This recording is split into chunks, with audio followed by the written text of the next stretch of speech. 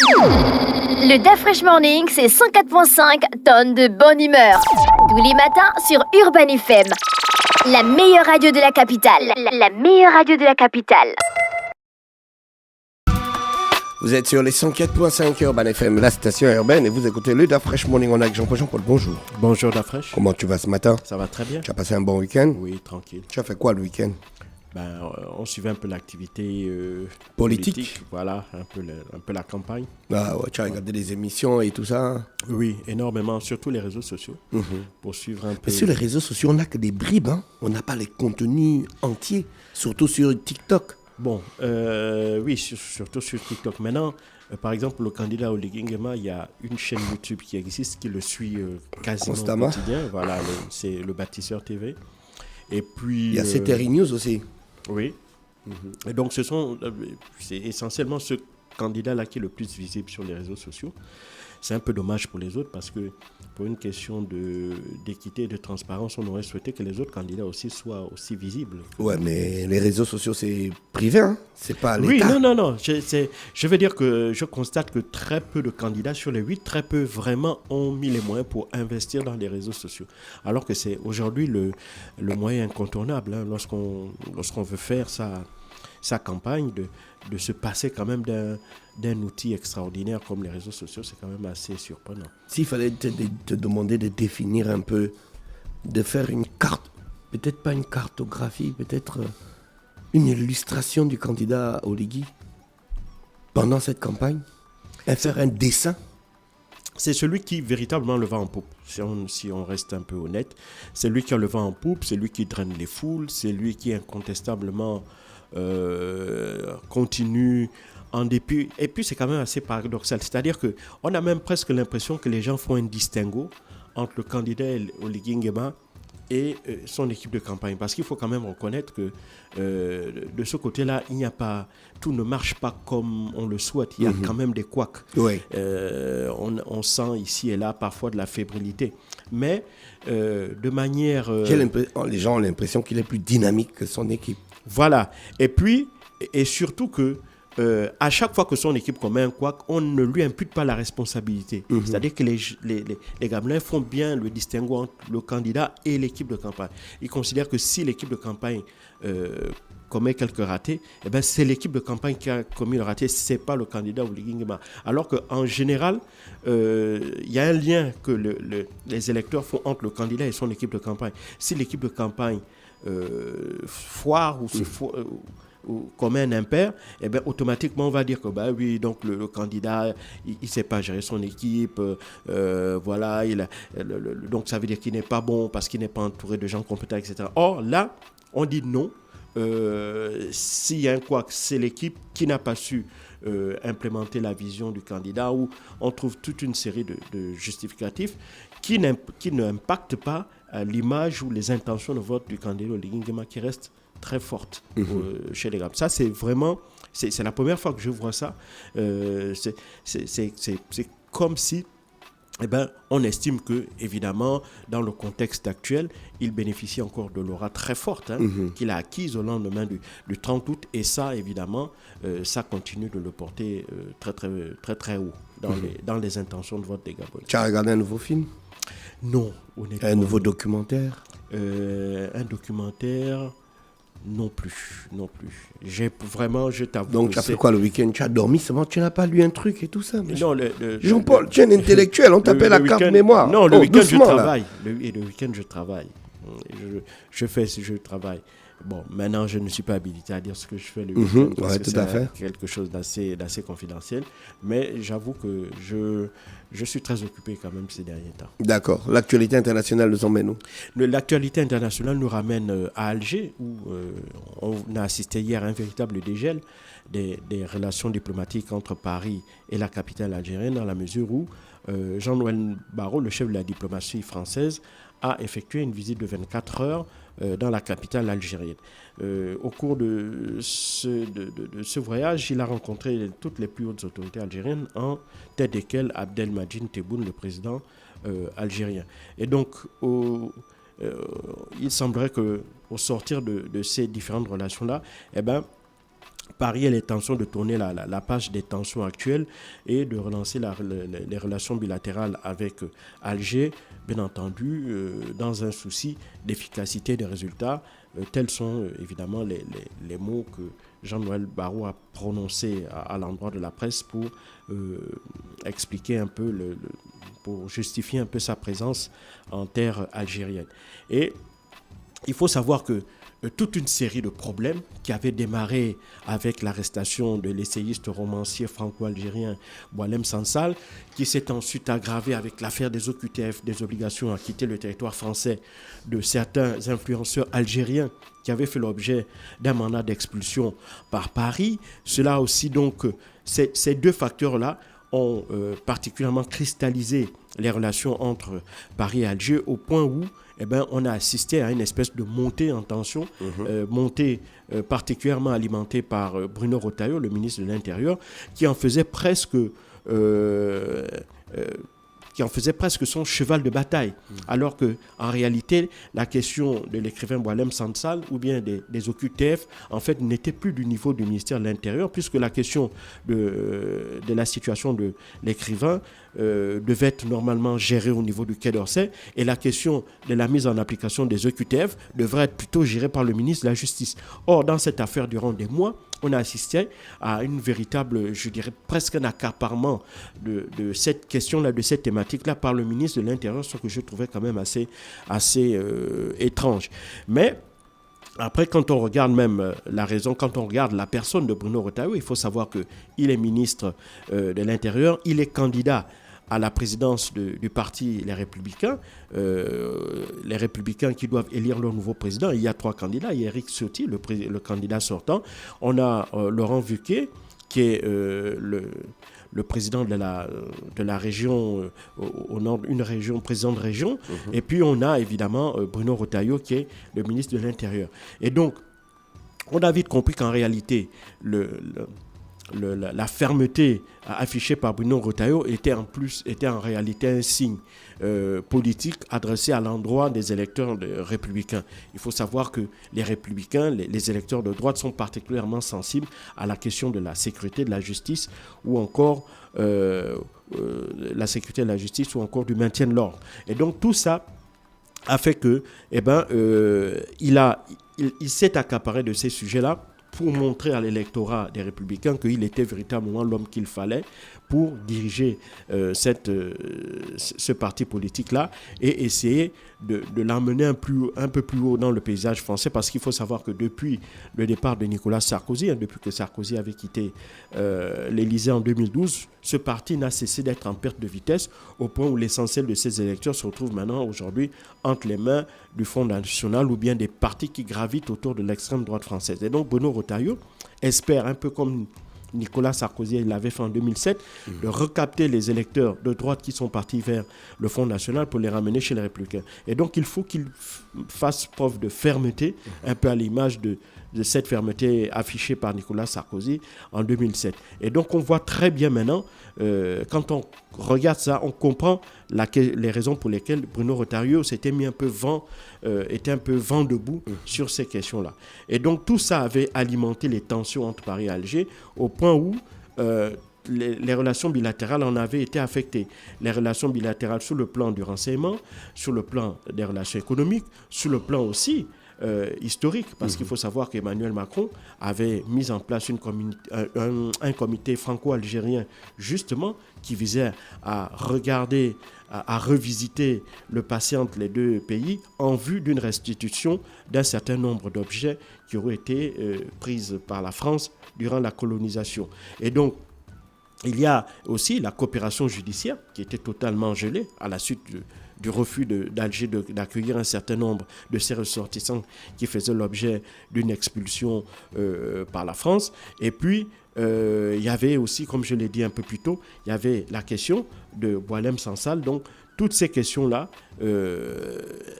faisaient qu'à un moment donné, on assistait véritablement presque à une cacophonie, puisque sur toutes ces questions-là, jamais Emmanuel Macron ni Abdelmadjid Tebboune ne s'étaient prononcés. Il aura fallu la semaine dernière un simple coup de fil entre Emmanuel Macron, qui a duré près de 2 heures, pour que les deux hommes, les deux pays décident d'envoyer rapidement un émissaire. C'est en l'occurrence ce que Jean-Noël Barrot a fait. Il s'est rendu à Alger, il a eu de longues discussions avec les autorités algériennes et donc tout semble être rentré dans l'ordre. Pour ce qui concerne la question des relations bilatérales et donc pour ce qui concerne les questions des OQTF, ces questions-là vont être réglées dans le cadre de la coopération judiciaire entre Paris et Alger. Parce qu'il faut savoir que Paris voudrait expulser un certain nombre d'Algériens, dont le célèbre influenceur.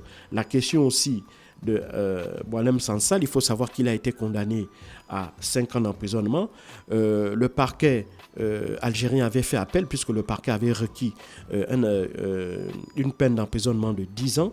Il faut savoir que Boualem Sansal, âgé de 80 ans, et il est malade, il souffre d'un cancer et donc la France voudrait que, évidemment, Abdelmadjid Tebboune fasse un geste humaniste en faveur de Boualem Sansal en lui accordant la grâce, ce qui lui permettrait de pouvoir être libéré et de pouvoir bénéficier des soins de santé adéquats parce qu'ils estiment que les conditions de détention de Boualem Sansal ne lui permettent pas d'avoir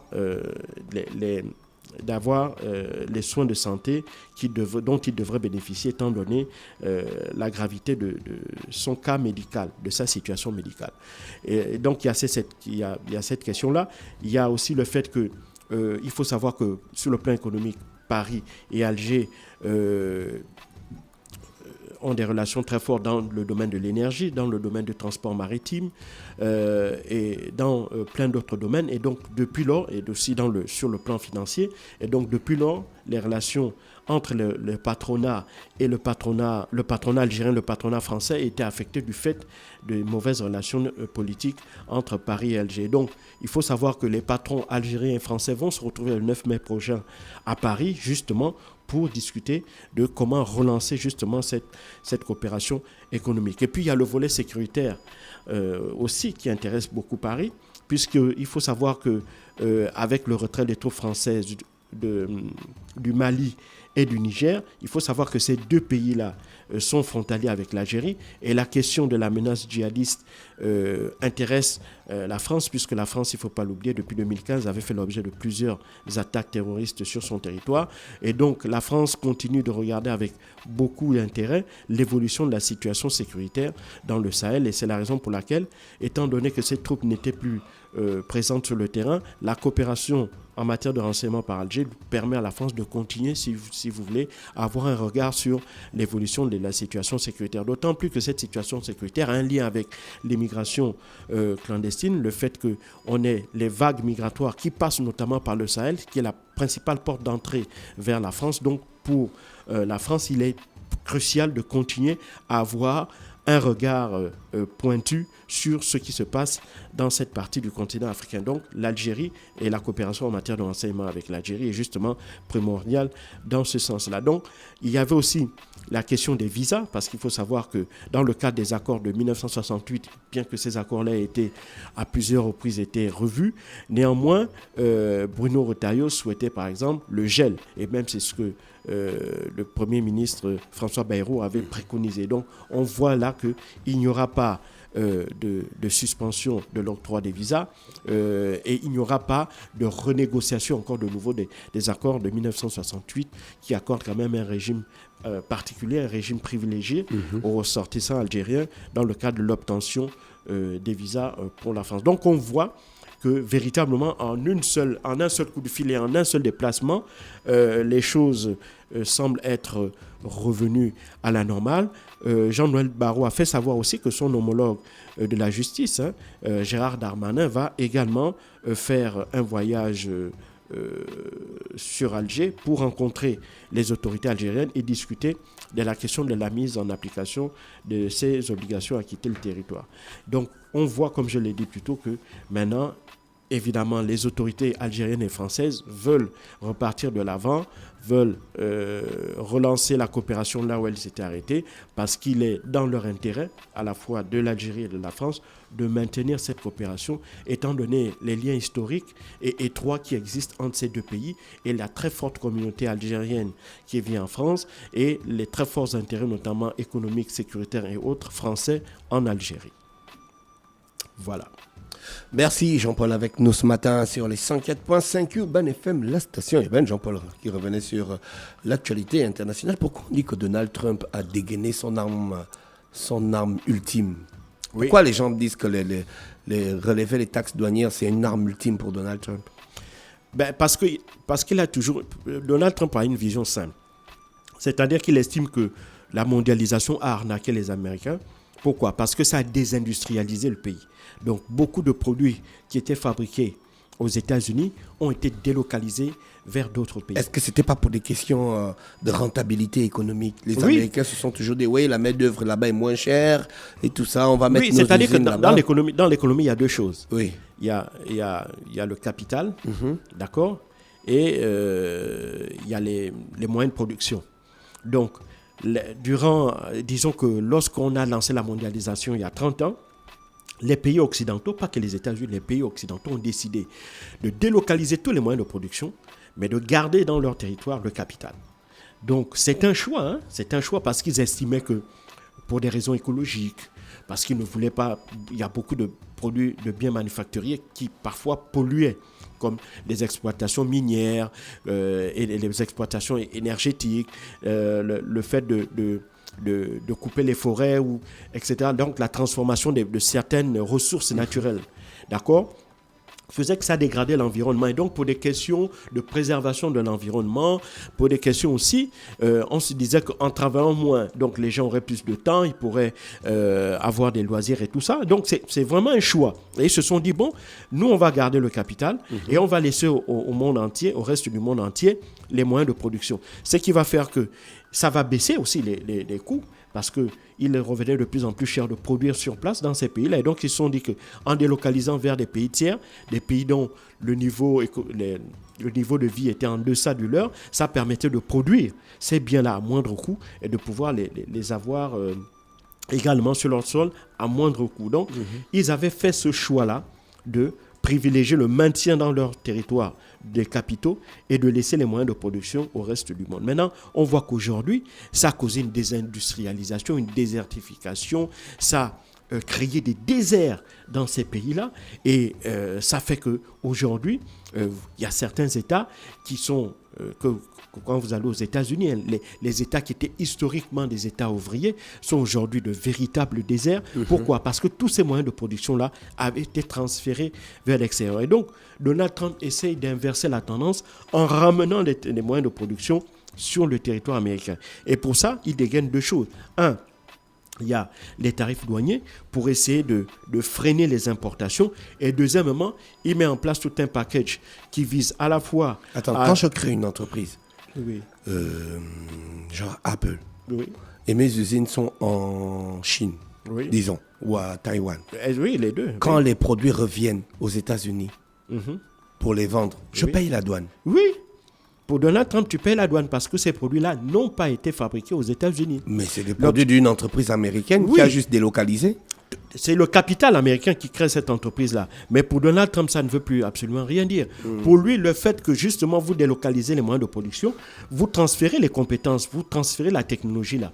En transférant des usines en Chine, c'est vrai que Apple gagne parce qu'il a considérablement réduit ses coûts de production. Un ouvrier chinois ou taïwanais coûte moins cher qu'un ouvrier américain à compétences égales. Mais ça fait que Apple a dû transférer ses secrets de fabrication, toute sa technologie, donc tout son savoir-faire dans des pays tiers. Et pour Donald Trump, c'est ce transfert des moyens de production, c'est ce transfert de technologie qui a permis à d'autres pays de pouvoir être aujourd'hui des pays qui produisent des biens qui soient véritablement concurrents des États-Unis. C'est le cas de la Chine exactement. Ouais, donc pour avec Donald les Trump, voitures c'est la électriques, mondialisation. La téléphonie mobile et tout. Exactement, c'est la mondialisation qui, pour lui, la mondialisation a fait que les pays des pays occidentaux se tirent une balle dans le pied parce que c'est eux qui avaient les moyens de production, c'est eux qui avaient les capitaux. Donc en transférant les capitaux dans les moyens de production dans d'autres pays, ils leur ont donné les moyens de pouvoir se développer au point de représenter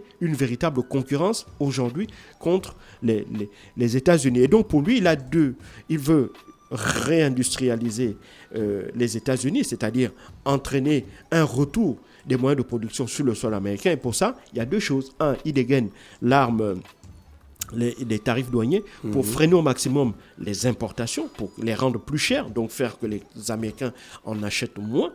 Et puis, deuxième chose, mettre tout un package en matière d'avantages fiscaux, en matière de subventions fédérales, pour faciliter le retour des entreprises sur le sol américain. Donc, en disant, et pour ça, il joue aussi de certains avantages dont l'État fédéral dispose, par exemple le contrôle des mécanismes de paiement comme la technologie SWIFT et le fait qu'on mette en place des subventions fédérales, et puis aussi le fait qu'au moment où nous parlons, du fait que par exemple les Européens décidaient de se déconnecter du pétrole et du gaz russe, ça fait que l'énergie leur revient plus chère, et donc le prix de revient des produits qui sortent de leurs usines sont plus chers, et donc ça a un impact sur la compétitivité de ces produits-là sur les marchés internationaux. Et donc Donald Trump veut jouer aussi de ça en disant que l'énergie est 4 fois moins chère aux États-Unis. Il y a des subventions qui sont accordées aux entreprises pour faciliter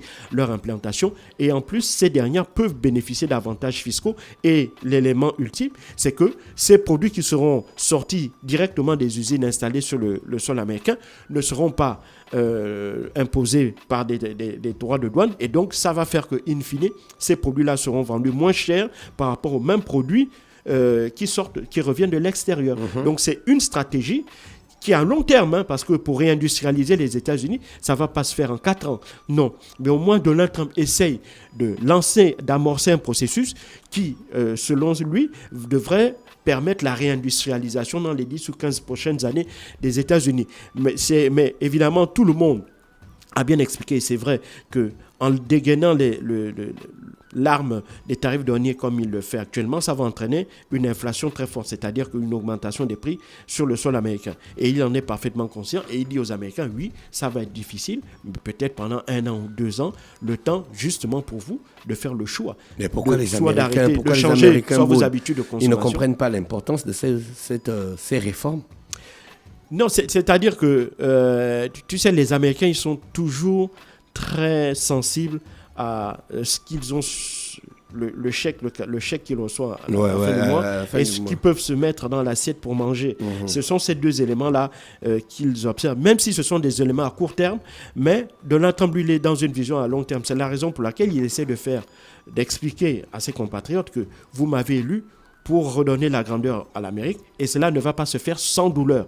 Je vais administrer des thérapies pour soigner l'économie américaine, mais je vous dis, ces thérapies-là seront dures, un peu comme quand on fait de la chimio. La chimio, c'est pour tuer le cancer quand on en soit, et ça a des effets secondaires terribles. On perd des cheveux, on perd du poids, on perd de l'appétit, etc. Mais c'est passager, parce qu'il estime que une fois que ces mesures-là vont véritablement faire leur effet, donc à moyen et à long terme, qu'est-ce que ça aura pour conséquence? Eh bien, un retour des industries sur le sol américain, et avec la création d'emplois et le fait que l'ensemble des Américains vont véritablement bénéficier des richesses, des richesses produites dans le pays. Parce que pour le moment, pour Donald Trump, les seules richesses produites par les capitaux américains ne bénéficient qu'à ceux qui détiennent ces capitaux-là, pas à l'ensemble de la population. Or, pour assurer une meilleure redistribution des richesses, pour créer des emplois, il faut créer des usines, il faut créer des entreprises. Et donc pour lui, les États-Unis disposent des moyens pour créer tous les besoins dont les Américains ont besoin. Et donc pour Donald Trump, il ne voit plus pourquoi est-ce que ce dont les Américains ont besoin, donc ce qu'ils importent, continuerait d'être produit à l'étranger. Donc il veut inverser ce phénomène-là. Mais est-ce que le fait de produire à l'étranger, c'était quand même des questions de coûts? Est-ce que le fait de produire sur le territoire américain ne va pas augmenter les coûts au magasin? Non, bon, Donald Trump fait le pari que